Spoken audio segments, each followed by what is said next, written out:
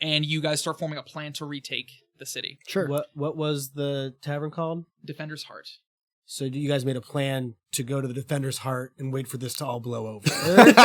Gotcha.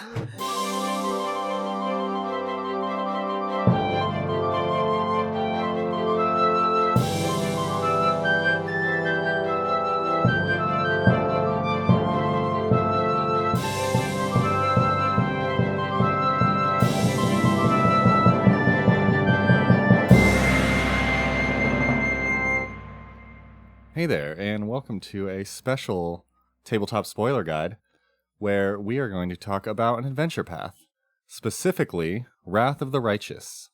And you might be wondering, Tyler, isn't this a first edition adventure path? And Tyler, isn't this a first edition adventure path? Well, Ryan, this is a first edition adventure path, but there was a video game that came out not, 2 years ago? I think 5, but still. Oh God, 5. That's anyway. Recent enough that we were concerned people might be mad if we spoiled it. Yes, so we are doing a spoiler guide just in case. We don't want anybody halfway through Wrath of the Righteous to listen to this episode and be like, they did what?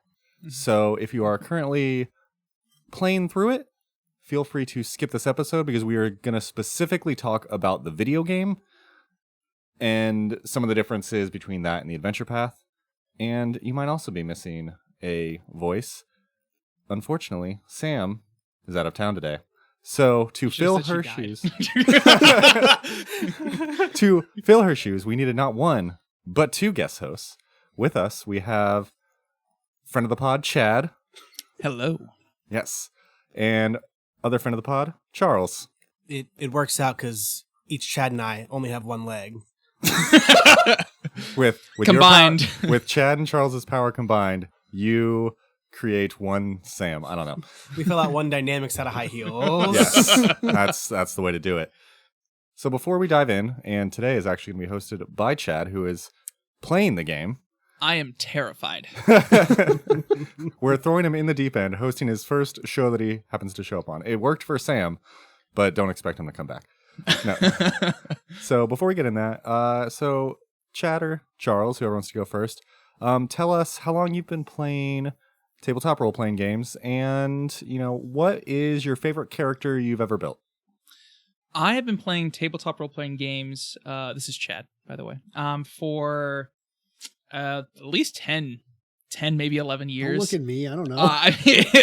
Yeah, I feel like we all kind of started together. Yeah, we started together. It's 10, 11 years. Played D&D 3.5, 5th edition, both editions of Pathfinder. I'm running a Starfinder campaign right now. My favorite character, I love all of my characters so much. My favorite one, well, right now I'm playing one called Aura, who's been a lot of fun. But the one that I think everyone else hated, but I loved, was Mehmed, the Oracle, who was a pacifist and was just committed at every opportunity to stopping the fighting. And I think I railroaded us out of the final boss fight. Yeah, that he literally picked an Oracle in first edition, which was really cool. And he's like, I'm a life Oracle. And we're like, that's the most boring one. He's like, I'm a pacifist. And we're like, what? So you're both boring and infuriating. I just remember getting shot in the face because you tried to diplomacy a hive mind, but that was fun. Yeah. Yeah, okay. This is Charles. I first began questing the summer of my 8th grade year. I played with some friends in a dusty basement, like I'm sure many of these guys' listeners may have started. I didn't know you started that early. Yeah. Nice. I started with 3.5. Mm-hmm. My father started at he played original D&D, but that's when I told him we were starting to play, he got me all of the 3.5 starter books. Nice. So Charles is like a D&D blue blood. Because we all started with 3.5 though. Yeah, but you have the pedigree. Yeah, the pedigree. Oh yes, very very much so. He's a legacy. Yeah. D&D hire. As far as the character who stuck with me the longest, I really enjoyed the first character I played with most of you guys, which was a rogue named Shadow, because I'm creative, and he was so much fun. I was given broken items and hid in plain sight from an early level and obliterated a lot of people, and it was awesome. As a player, I loved Shadow. As a character, I hated him because when Shadow would hide, my character was the first to take the hit.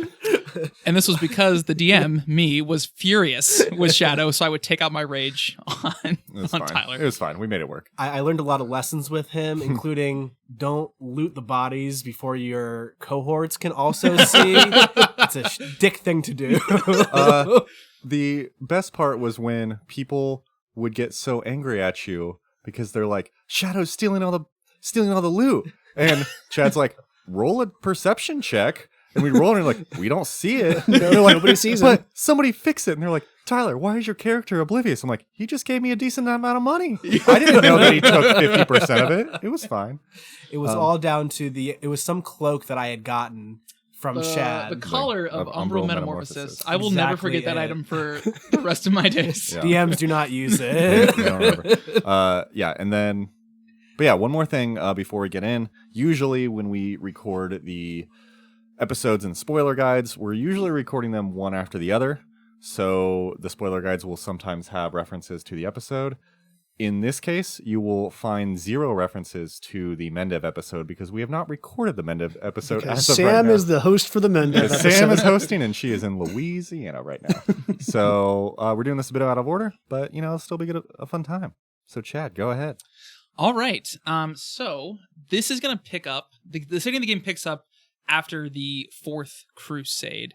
And I don't know if you guys have talked about the Crusades at all. Really. Is this is this a Mendevian crusade or the... It's a the 4th Mendevian crusade. Okay, no. So explain a little bit about what the... I could just say the crusades... So there's... The Worldwound happened. There's lots of crusades to go fight the Worldwound. I assume we're going to talk about this in the mainline episode, Yes. but just in case. Yeah, that's literally it. Cool. Yeah, just Worldwound happened. There's been a bunch of crusades. Makes sense. Now, one thing that is important for the game is that the game goes into how the Worldwound got created. Yeah. And the Worldwound got created, I think, in the 4600s. That was as a result of the machinations of Aurilu Vorlesh, who was... Aurilu Vorlesh. Okay. She was a witch in Sarkoris. And Sarkoris was the lands where that were there before the Worldwound erupted. Yeah. And she, through things we discover in the game, worked with some demon lords to create the Worldwound. So, question, because we talked a little bit about this in the Realm of the Mammoth Lords episode, but the year it actually happened is 4606 because it coincided with Eridan's death. Yep. # never forget. So, did the demons just kind of take that? Do you know if the demons just kind of took advantage and were like, yeah, we're doing the thing? So Aurilu Vorlesh, when she was in this moment, she felt wronged for reasons that we discovered throughout the game, but she and Descari, who we're going to learn more about in a little bit, a demon lord, saw Eridan's death as an opportunity. And noticed that there was thinness between the planar barriers, the barriers between the Abyss, for example, and the material plane where Galarian is. As a result of Eridan's death? I believe it was as a result of Eridan's death. Now, this one I'm not as clear on, but I think it was Eridan's death created a shockwave that did this, or it might have he died, and then they happened to notice this too, and we're like, oh, hey, everyone's shocked. Let's take advantage. That checks out. Eridan's death caused a bunch of uproar. There's a lot of things that happened. Yeah. That checks out. Yeah, so she did this, and as a result turned into a half demon. Now, normally people turn into a half demon when a mommy demon and a daddy person make a half demon. Sure. Please explain how babies are made. Well, with demons, it's a little weird. But she did it through an artificial means, which we learn how she does this later in the game. But she attained a very high rank among the demons. Worldwound opened up, chaos erupted, and the Crusades happened. So we picked back up after the 4th Crusade, which, spoilers, did not work. Fair. The Worldwound is if there's a requirement for a 5th Crusade, the assumption is the 4th was not successful. It was not successul. The game ends where it starts. The Crusade works. It's now a farming sim. Nice job. I would consider playing that game, though, is the thing. Yeah, Animal Crossing, but, Galarian. Yeah. Stardew Valley and Galarian, I would probably play that game. That would get a lot of hours. Yeah, that would get a lot of hours. Okay, Paizo, hit us up. We have ideas. But so you are the commander, but you're not the commander yet. And this is what's kind of really funny. If you look up who the main character is in the game, they're called the commander, but they don't become the commander for a little while. So before that, they're just that person. Do they ever refer to you as anything but hey, you? Because do they call you the commander, the artist soon to be? In the dialogue, like that you'll see, they'll call you by your name, but the voice actors will not. So they'll be like, "Hey," and then they'll just keep talking. Okay, so you have a name. You pick? Yeah, you create your name, you create your ancestry, you pick your alignments. Like you're building a Pathfinder character, And presumably for the actual adventure path, like that's a proxy for the party. yes, Yeah. That makes sense. Because you build out multiple characters, right? Or So you build out your character from scratch. Okay. From jump. Then you recruit different companions, kind of like Dragon Age style, Baldur's Gate style. Okay. And then you level these characters up, pick their stuff. Yeah. You can then hire mercenaries, and you could build mercenaries from scratch. Okay. Though they don't really have like any special dialogue or anything. They're just there. Okay. Are they limited, or do they have the same character options that the main character does? They have the same character options the main character does. Cool. It's all 1E.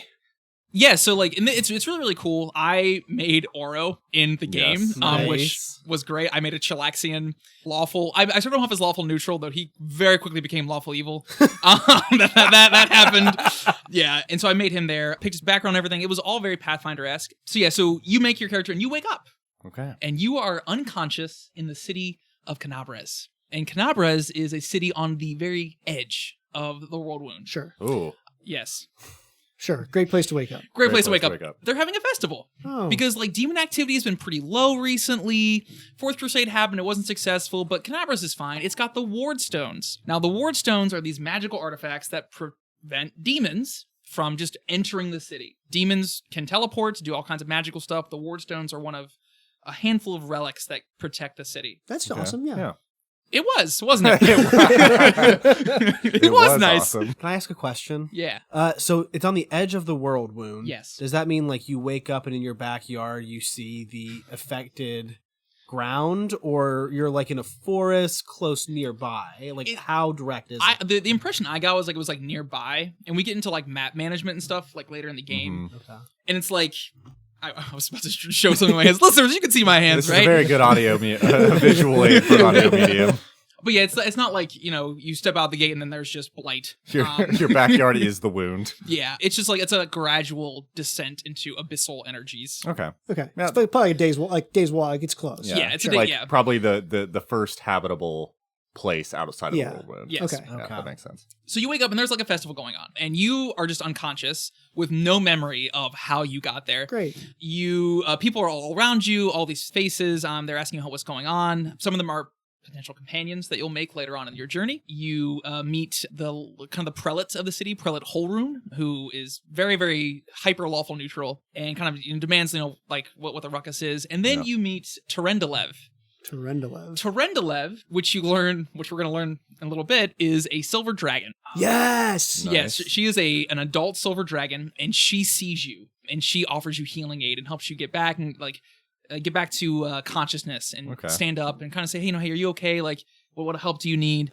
Go ahead and enjoy the festival for right now. And so the first quest of the game is to go play some games in the festival. Is our silver dragon friend, is she in humanoid form? She's in humanoid form. Okay. Yes, she's not just a dragon who swoops. It's like, I've got you. Hello. Let me help. And you're like, Yeah, and I think now knowing that she's a silver dragon, when I was a player, I did not know. Yeah. But like now knowing, I think most people knew she was, but she was in the first Pathfinder game, Pathfinder Kingmaker. Oh, I never okay. played that game. Oh, Yeah. Okay. we haven't even hit River Kingdoms yet either, so. Yeah. So this is its own adventure path and also a sequel game to that video game. Interesting. Yes. So there are references to the first video game, and they come into play. So you're during the festival, you're having fun. The quest says to play 3 games.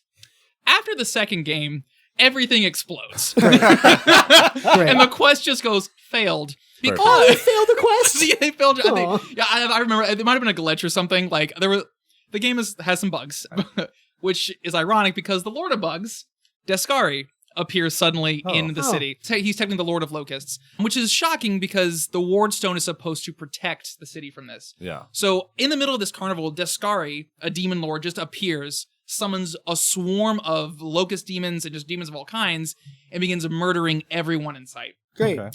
Terendelev, our silver dragon buddy, jumps in, tries to fight him. He beats her and decapitates her with his scythe. Oh, What? Immediately. Wait, what? Not a lot of aid going to be given after that. Jeez, oh man. Nope. So she's dead. She's done. And fun fact, that scythe that Discari uses is the scythe crafted from the bones of his mother. That's good. So Discari probably would not be a friend of the pod That's fair. if we were looking for friends of the pod. Sure. Makes sense. Yeah, so it's bad. It's not great. People are completely caught off guard. The forces are not assembled. Your character finds a crossbow, and you have a few options at this point, one of which leads to your immediate death and a game over if you pick it. That happened to me a couple times. I think it was draw a sword and charge. And I said, all right, I'm going to go. That was what Aura would do. That's what Aura would do. Wiped immediately. Look, as a player, if you're given an enemy, you're supposed to fight the enemy. Fair. Yeah. And, you actually managed to shoot Deskar with a crossbow bolt. This is annoying to him at best. And so he opens a chasm and knocks you and a bunch of other people into this canyon. This leads into the kind of the finishing part of the prologue, where you wake up in this underground area. You've survived somehow. You find some companions. You journey through it, and you encounter the mongrels. And the mongrels are a people who live underneath Canabras and are the descendants of the first Crusaders. Oh, wow. Oh, okay. Yeah, and they're like this. They're all deformed. They all have random deformities because the first Crusaders, when they were just having babies, the abyssal energies infected their kids. Oh. And so these children were outcasts, and many of these Crusaders tried to raise them. Some were like, no, this is disgusting. You're a spawn of hell. And they formed their own community. And being a mongrel it's not a fun time. Yeah. It's just not good. I'm just seeing Futurama mutants, and that's all I can see. That's probably a not great too far, yeah. That's a great description. But yeah, you encounter the mongrels, and you also encounter the sword of an angel. And when you touch the sword of the angel, you get your first inkling of what will become a mythic power. Ooh. So anyone who's familiar with Pathfinder First Edition, you might be aware of like mythic ranks. Yeah. I don't know, have you guys talked about mythic ranks at all? Not much. They're actually coming out. They're coming back. Yeah, they're coming back next year Yeah. with the, I think, War of the Immortals or something. I think they said they're going to redo this as 2E. Oh, I hope Are so. they? Well, They might. they're doing Mythic before this, Yeah. at least. But yeah, so basically Mythic ranks are like faux levels. It's almost, if you're a Pathfinder 2 player, it's almost kind of like either free archetype yeah. or dual classing, kind of like a slightly more powerful free archetype, but slightly less powerful dual classing. Basically just stack stuff onto your existing class. Yeah, that's exactly it. And throughout the game, you're going to get up to 10 mythic ranks.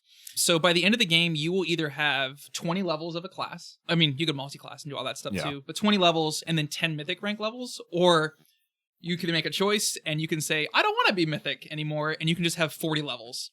Huh. Oh, Yeah, you can Okay. just go up to level 40 if you want. Hmm. And that gets all into later in the game. Yeah. But essentially, you get your first inkling of your mythic power here. You work with the mongrels to free some of them who've been trapped in this maze that the demon was overrun, and you break out. good. And that's the end of the prologue. Act 1 starts, you break out, and you see that the Great Garrison, which is the fortress of Canabras, has been overrun with demons. And you have to break yourselves out, free any humans or mortals that you can find, and find a place of safety. Oh, man. What's your squad like right now? Is it just your team, or do you have the rest of the town's citizens as well? Right now, it's your team and a handful of guards, and they, like that's pretty much it. The defenders are very, very scattered. When you do break out, you guys rendezvous at the Defender's Heart, which is a tavern in the city. There you meet the commander of the guard, Irabeth. You meet a handful of other characters, and you guys start forming a plan to retake the city. Sure. What was the tavern called? Defender's Heart. So you guys made a plan to go to the Defender's Heart and wait for this to all blow over. Gotcha.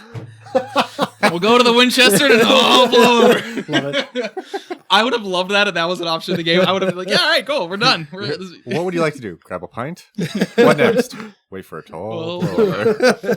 But yeah, so you guys make up, like, you go in there and you're like, okay, what do we got to do? And for this like review of it and overview of the story, there's just a ton of quests. Oh, yeah.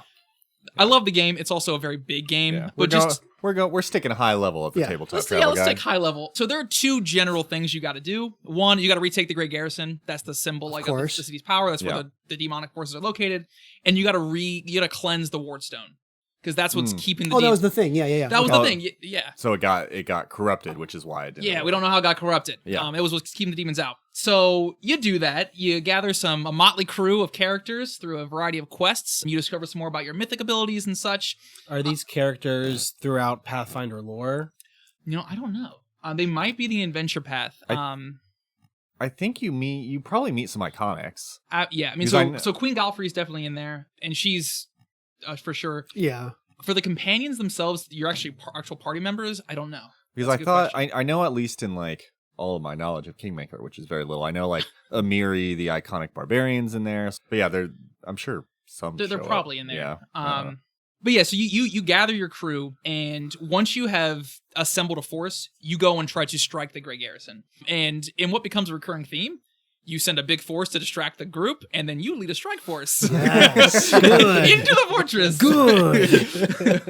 Sir, you can only take 6, but I have 10 companions. You can only take 6. I actually do want 27 people, and I will run Like Final Fantasy Tactics style. I'll run a battle with 27 people, and it'll just take 17 hours.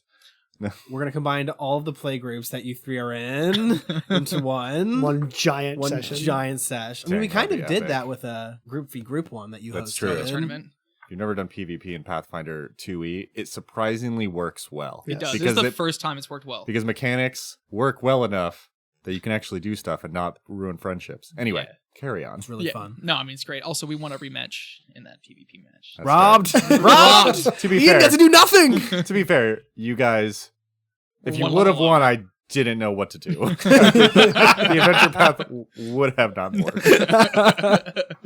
So yeah, you go to the Grey Garrison, and in your group is someone who's not a part of your party, but who's like an NPC, Staunton Vane. Now, Staunton Vane is important because he was the protector of the city of Dresden. And the city of Dresden is like further deep in the Worldwound and used to belong to the Crusaders. He lost it Oh, because a Lilitu, which is like a type of succubus, like a more powerful succubus, wooed him and tricked him into opening the gates. And he took off the protective seal, and the demons just flooded in. And so he's been trying for the past 70 years to, because he's a dwarf, restore his honor. And he just keeps there's an getting. always use protection joke in there. somewhere. I have a spell for that. I Circle of casted shield. He's been trying to earn back the favor of the Crusaders. Queen Galfrey did not execute him, though many wanted to execute him. She instead sentenced him to essentially Crusader hard labor. It's like the undesirables. Like you have to like do the worst tasks. Yeah. And he's I been mean, he can pick up a sword. Like you probably don't want to kill your own crusading force. Yeah. right. And she rationalized that she wants to give him a chance to earn mercy. He's bitter and jaded after 70 years of still trying, and just no one Fair. cares no one wants to believe him. He's with you. And sure enough, when you go to the Grey Garrison, you encounter the very Lilitu who seduced him. Of course. Her name is Minago. Minago. Minago. And she is a trip, man. Minago is a goddamn trip. She's going to come up several times. She sees Staunton and immediately is like, "Bae, what's up? Come on back." And Staunton's like, "No, I don't want it. I don't want it." It's a not great situation.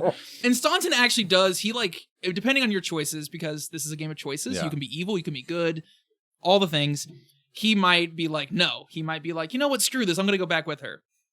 You gotta be a good bro and make sure they don't go back to their ex. Yeah. Good wingman. Though that it ends up being like, it just delays the inevitable. He does end up giving back into her, and he joins her side, Dang it. which it's a bummer. But you do fight her and go up to the top of the Great Garrison.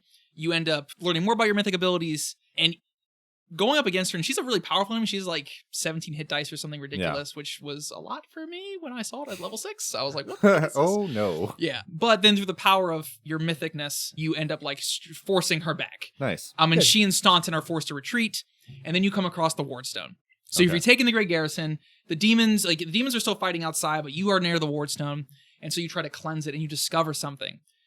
The Wardstone, the reason it's so powerful is because inside of it are the souls of hundreds of angels who willingly sacrifice themselves to stand vigil inside the Wardstone Okay. to use the protective magic. It became corrupted when some of the angels began to doubt their purpose Oh. after having been there for so long. I mean, I guess that's fair. After long enough, you're like, what am I doing here? Is this still worth it?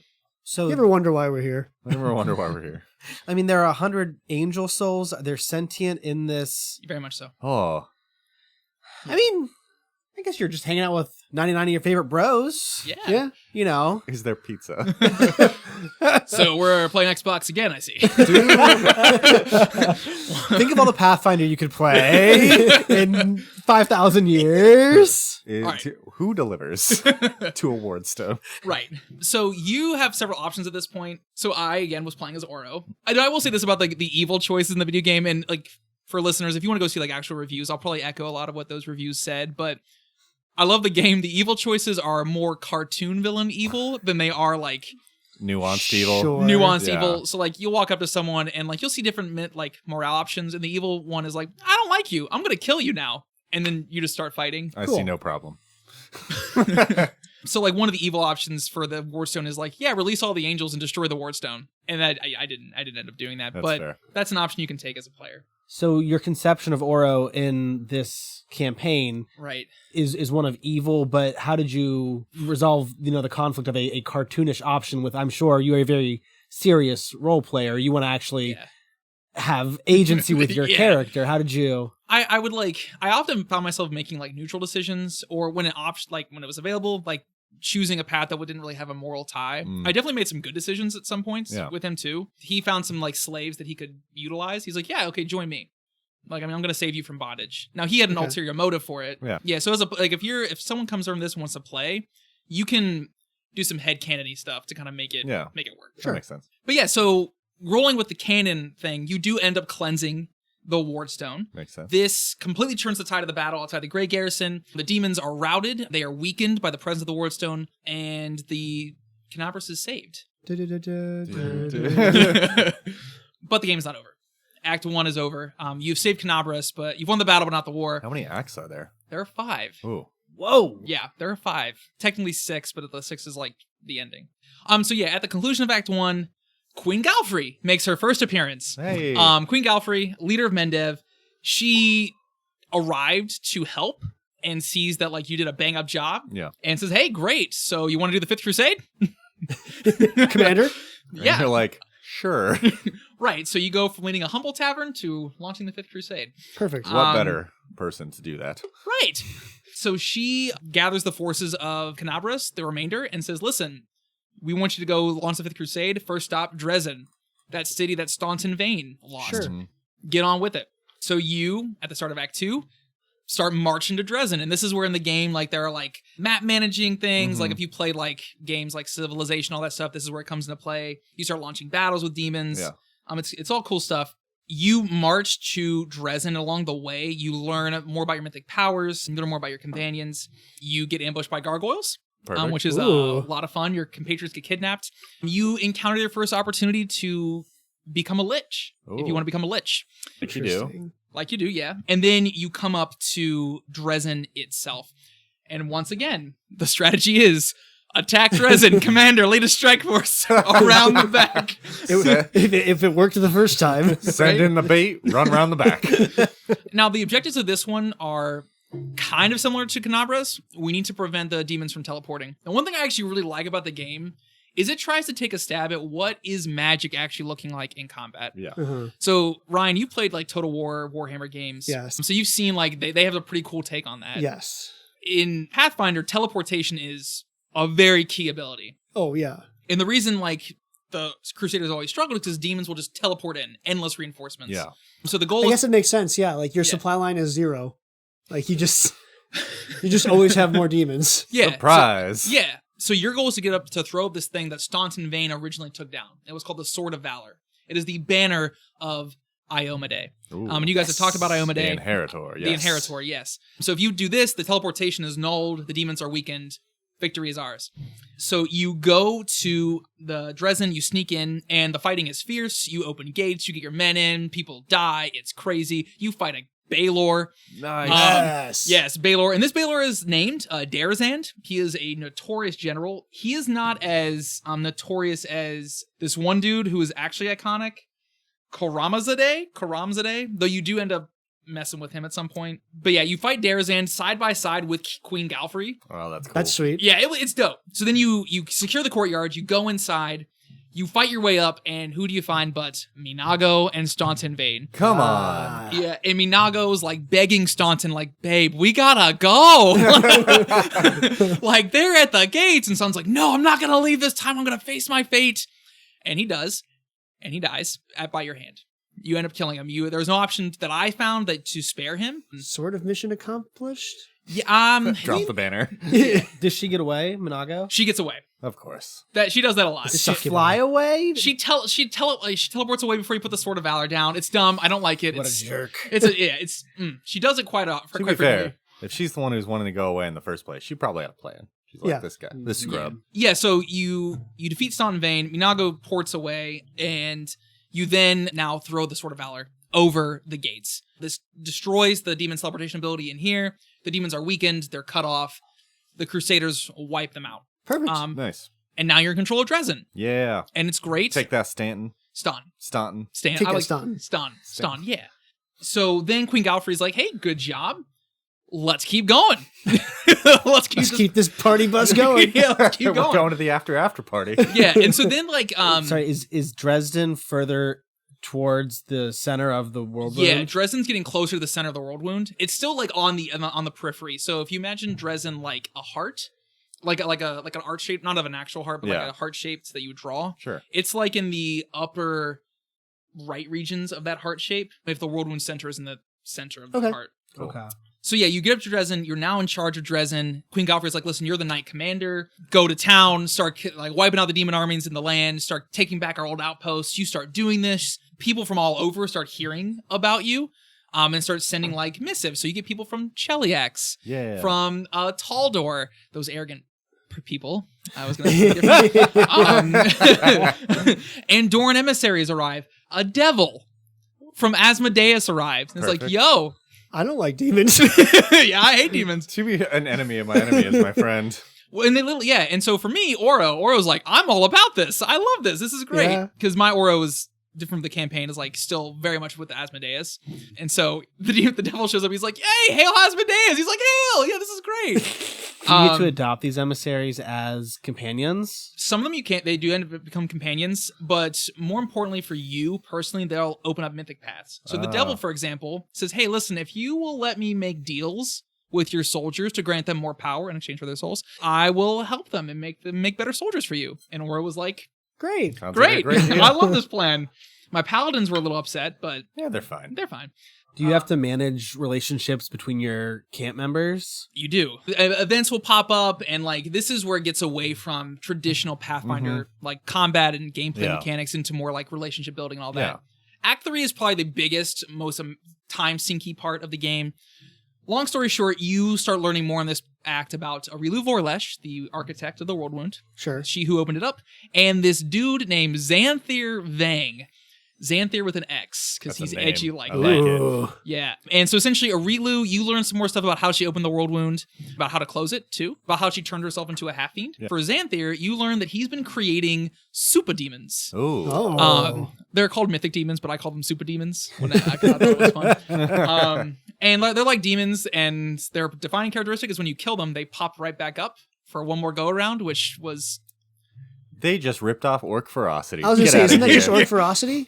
And they have some other things They're they like, can do. it's but a new thing, Ryan. that was the chief mechanic, and it was like, what? Come on now. Yeah, but so like you learn more about that. You go to Xanthir. He is a hive mind. Okay. Cool. He is a cloak surrounding thousands of locusts. When he has divided his consciousness into a bunch of locusts. I kind of hate that. Yeah. Like, I like that as like I kind of hate the visual, though. Oh, it's terrible. Locust Man. Yeah, and so you discover like how he's powering these demons. It's through something called Nahindrian crystals, and then you Yada, yada, yada. yada yada. I mean, it's a cool Locust thing. magic, demons. And one thing I will say for the game is it does do a really cool investigation of certain things. So like you recruit a succubus to your party. Nice. You can straight up recruit a succubus, and she was visited by the god Desna because Oh. she Yeah. like corrupted a Desna cleric and turned them into just a monster. And she began she went into the dreams of this person, and then she started feeling their emotions, and so she was like, "Oh my god." This is what I do to people. This is what I do to people. So Desna said, hey, you want to be an acolyte of mine? And she was like, cool.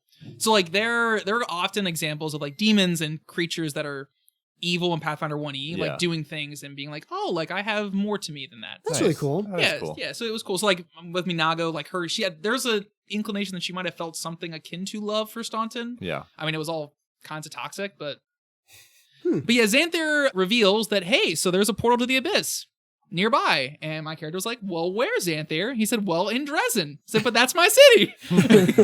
So the opposite of what is good. Yeah, so you have to go back to your city, and you go with Queen Galfrey down to this place called the Midnight Fane, which is a portal to the abyss, or like a bridge between the abyss and the material plane. Cool. And you gotta clear it out. Gotta purge the demons. Sure. And you go with my favorite Sunbro, second to Solaire from Dark Souls, the Hand of the Inheritor. Ooh. Who is this shining beacon of goodness in a dark, dark world. I love the Hand. He's just like, hey, what do you need? Need a heal? You mean to mess someone up? I got you, bro. And like, he's ready. He's all in. Yeah, he's just an awesome character. Another character I will say just off the top, Regil. Just look up Regil. Regil is a gnome who is going through the bleaching and does not care because he is a Hell Knight.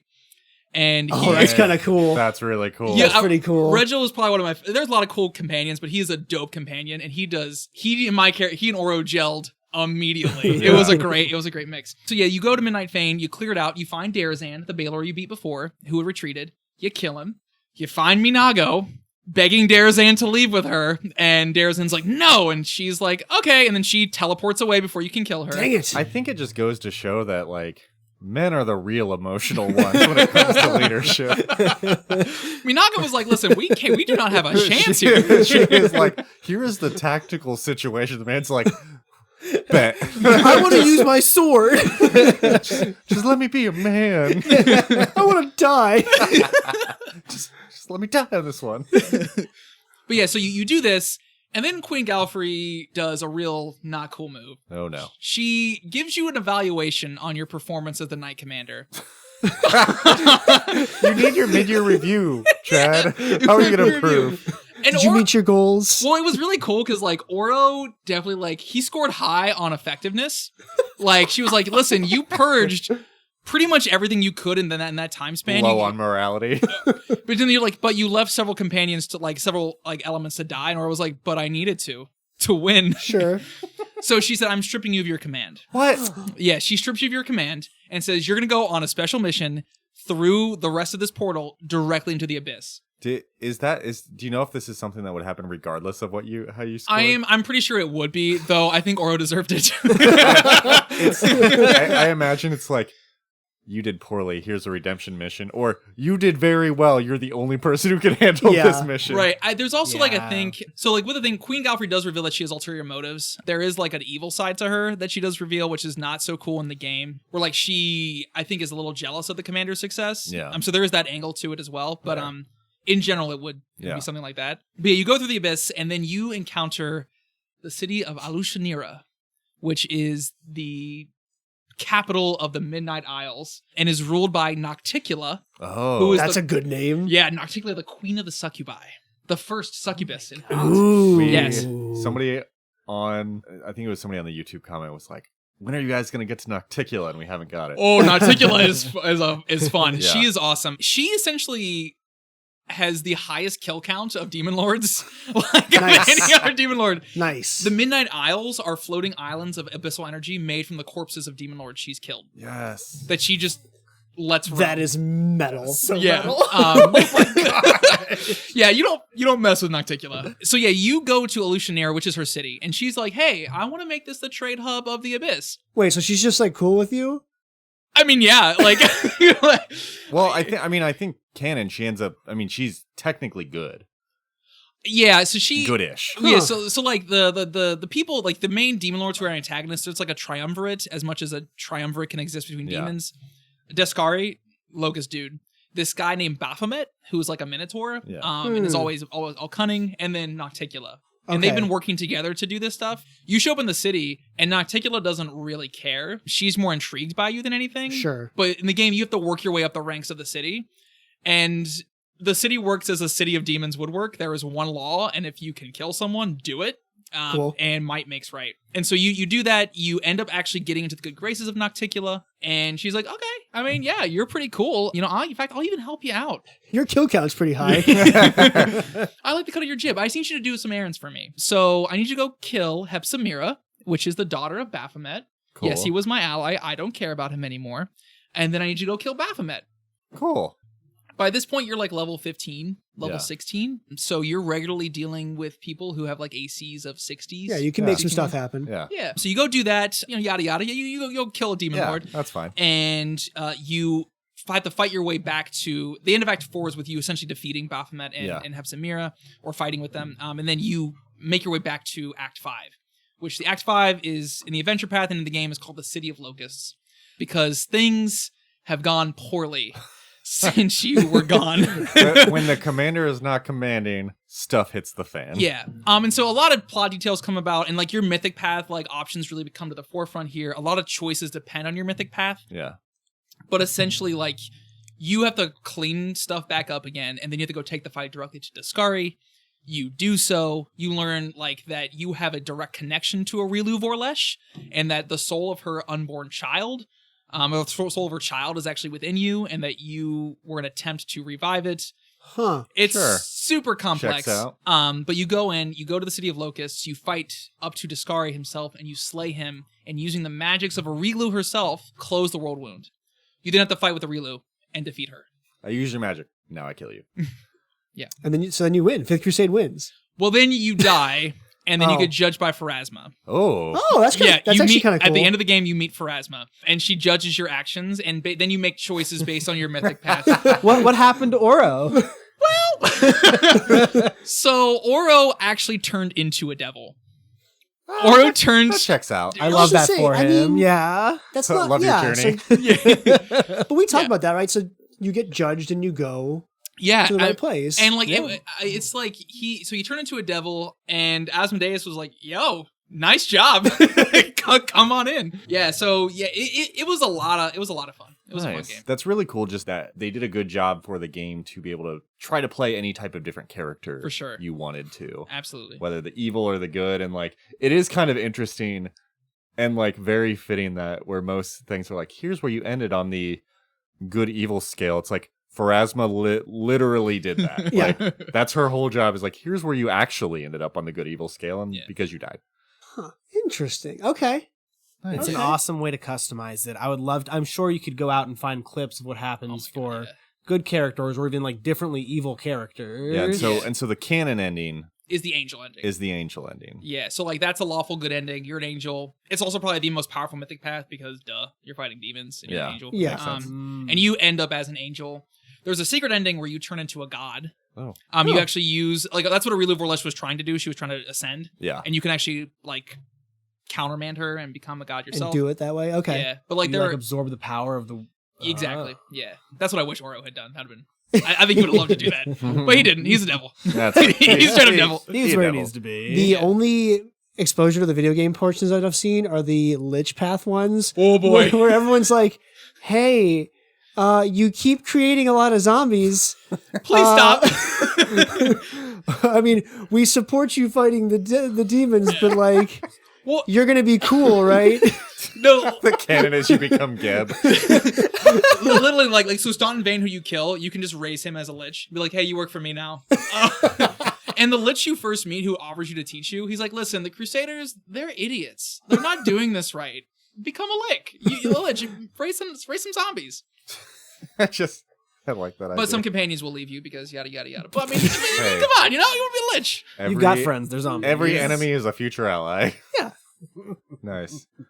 So you enjoyed the game. Yeah. I did.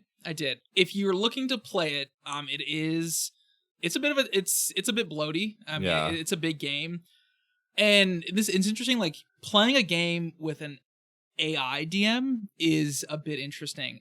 It's interesting because it's interesting. It's a bit challenging because Yeah. like you'll be fighting 20 dudes, or like going up against an enemy with like a hit dice of 20 and you're level 7, which definitely happened, and you're like, what the heck? And the game's like, we'll figure it out. Yeah. Whereas a human DM might like has more creativity and flexibility. A in that human moment. DM is like, I've made a huge mistake. Right, yeah. Yeah.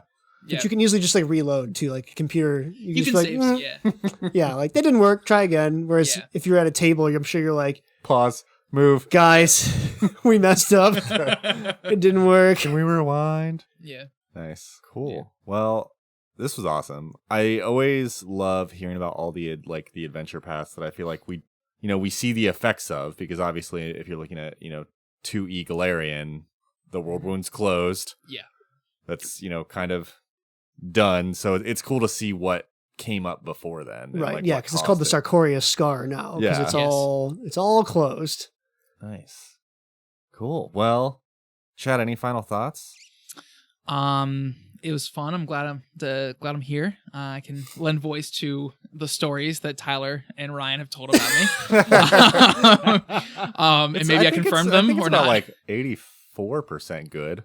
Yeah, it's That's mostly great. good. That's great. Yeah. You gonna go play Kingmaker now? Ooh, boy. I don't know. That was actually when I go back and play Wrath of Righteous now, and I definitely would play it faster.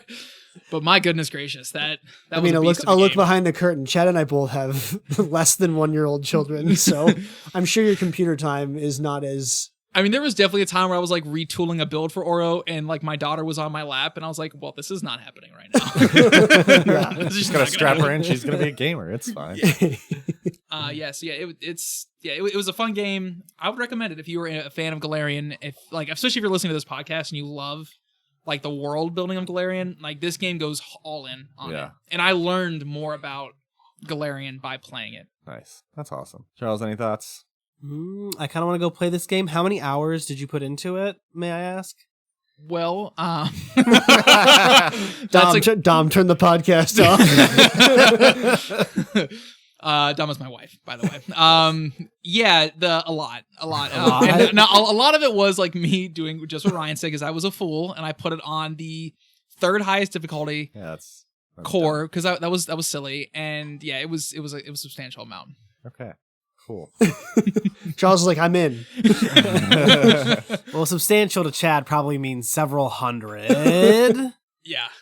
No, it was like when I looked at my Steam count, it was like it was 300. Oh my 300. gosh. Which, Oh. yeah, no, and like a lot of that was again me like looking at the tomes, looking at encyclopedias, Yeah. Oh my God. reloading. Some of it was idle, like a lot of it was idle time, like when I would like step away for a second. But I mean, that's That's a long game. a long Yeah. game.